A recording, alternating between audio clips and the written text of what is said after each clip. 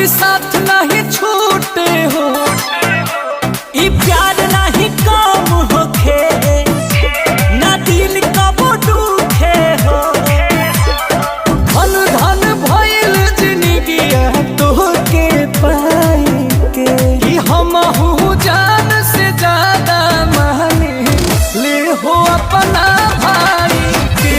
तो हमहू जान से ज्यादा मानी ले हो अपना भाई के।